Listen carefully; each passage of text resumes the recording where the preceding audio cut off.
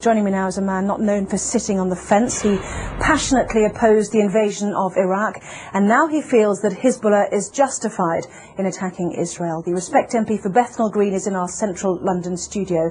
A very good evening, good morning rather, to you, Mr. Galloway. How do you justify your support for Hezbollah and its leader, Sheikh Hassan Nasrallah? A preposterous way to introduce an item, and what a preposterous first question.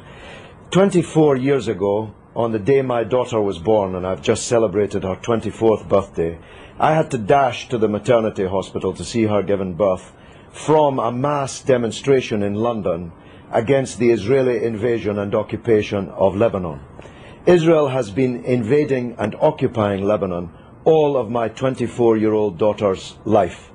The Hezbollah are a part of the Lebanese national resistance who are trying to drive, having successfully driven most Israelis from their land in 2000, Israel from the rest of their land, and to get back those thousands of Lebanese prisoners who were kidnapped by Israel under the terms of their illegal occupation of Lebanon. It's Israel that's invading Lebanon. It's Israel that's attacking Lebanon, not Lebanon that's attacking Israel. You've just been carrying a report of 10 Israeli soldiers on the border getting ready to invade Lebanon, and you ask us to mourn that operation as if it were some kind of war crime.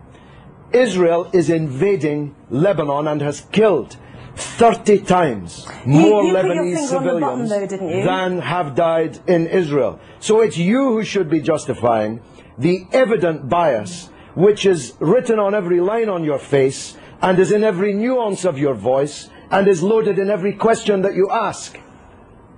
Right. You put your finger on the button, though, didn't you, when you said that Hezbollah was set up back in the 1980s in order to remove every Israeli soldier from Lebanese soil. As you said, it achieved that in 2000. No, it didn't. This is a setback. No, it didn't. It didn't. This is a key point that you're concealing from your viewers. Israel was forced out of most of the south of Lebanon in 2000. It still occupies a part of Lebanon since 2000. The Shebaa Farms area, which is subject to this latest UN draft resolution. Thousands of Lebanese prisoners have been kidnapped by Israel. Hezbollah I spoke just a moment ago to the Israeli Foreign Ministry spokesman who said that the 3 Lebanese who have been captured, perhaps you'd like to use that word, have been before a judge and been through a court of law. Oh, please, have a slightly longer memory than 4 weeks. I'm talking about the thousands of prisoners taken during the 18 years of Israeli occupation, illegal occupation of South Lebanon. These are the prisoners that have to be released in exchange for the Israeli soldiers that were captured at the beginning of this wave of the crisis. Can I ask you about a report that's in today's Sunday Telegraph, which showed that Iran has given Hezbollah long-range missiles capable of targeting any part of Israel. Iran, according to this Iranian MP who helped found Hezbollah, has also said that Iran has given the authorization to target Tel Aviv. Can you blame Israel for wanting to destroy those missiles? This is preposterous. America has given Israel missiles that can target not just every city in Lebanon, but every city in the Arab and Muslim world, including Iran. Why should America be allowed to give long-range missiles to Israel, including hundreds of nuclear missiles, but Iran is not allowed to give missiles? Because it's given it to a terrorist organization. But they're not a terrorist organization. Only in the mind of Rupert Murdoch's Sky and the Times and the Sun and the News of the World. I'm going to stop you there, Mr. Galloway. Prescribed terrorist organizations. One man's terrorist is another man's freedom fighter. We know that perfectly well. In most people's eyes, they are deemed to be. They had a choice, didn't they? Let's understand this. They had a choice, like the IRA, to take on politics. Listen, Anna. I'm saying they had a choice to absorb the idea of politics. They've got 2 Hezbollah cabinet ministers. Anna, one man's terrorist is another man's freedom fighter. You are totally wrong in saying that in most people's eyes, Hezbollah are terrorists. In most people's eyes, Israel is a terrorist state. It's the fact that you cannot comprehend that fact that leads to the bias which runs through all of your reporting and every question that you've asked me in this interview. Can Can I ask you one question? I was relating to the IRA and Sinn Féin. They have decided to embrace politics. Hezbollah had the chance to embrace politics. They've already got two cabinet ministers. They're well respected in the south. In politics. They are. That's what I'm saying. If you listen to me, I'm saying they've got two cabinet ministers already. They had a chance to do that. Why did they need to capture and kill Israeli soldiers on the border? Surely that sets back their ambitions to be a political force inside a democratic Lebanon. Look, because Israel occupies their country and holds thousands of their compatriots as kidnapped hostages in their dungeons. It's really very simple, except if you think only in a clock that goes back 4 weeks.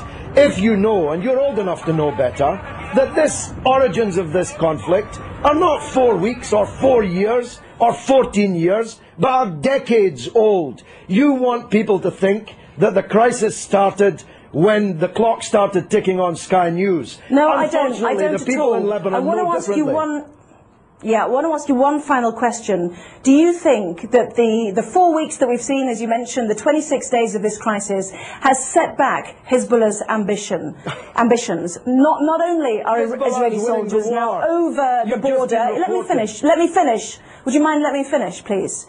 Not only are Israeli soldiers over the border in sizable numbers, but also there claims to be a good political organisation to help a democratic Lebanese government with the Syrians who've also now left an independent state. That has also come to blows as well. What a silly question. What a silly person you are. Hezbollah is winning the war. You can see it on the other half of the screen.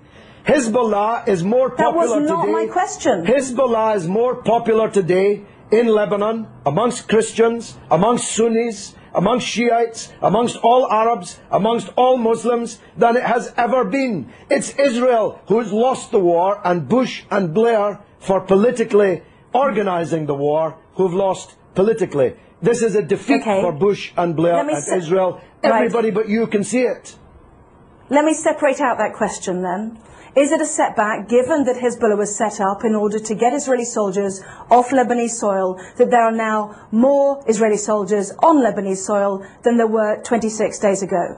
Well, they seem to be getting a bloody good hiding on the other half of the screen that I'm watching. Maybe you can't see it, but I'm watching them getting a bloody good hiding in the war. So if that's a success, I'm not sure what a failure would look like. The reality is that this conflict will go on. The United Nations resolution solves nothing, gives Lebanon nothing, gives the prisoners in Israeli dungeons nothing, and as Anne Clewid, my erstwhile colleague, was just saying, Israel has just kidnapped even more Palestinian politicians, cabinet ministers, members of parliament, and thousands of others held in Israeli dungeons, and this war will continue until the overall settlement is reached. That settlement must mean Israeli withdrawal from all occupied territory that it currently holds since the war in 1967, the release of all political prisoners, and a state for the Palestinians with East Jerusalem as its capital. No justice, no peace. You're not going out of business as a newscaster in Jerusalem anytime soon, believe me.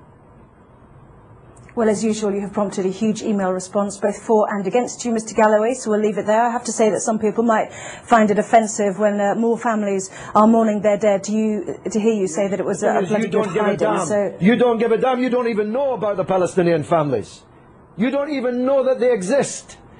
Tell me the name of one member of the 7 members of the same family slaughtered on the beach in Gaza by an Israeli warship. You don't even know their name, but you know the name of every Israeli soldier who's been taken prisoner in this conflict, because you believe, whether you know it or not, that Israeli blood is more valuable than the blood of Lebanese or Palestinians. That's the truth, and the discerning of your viewers already know it.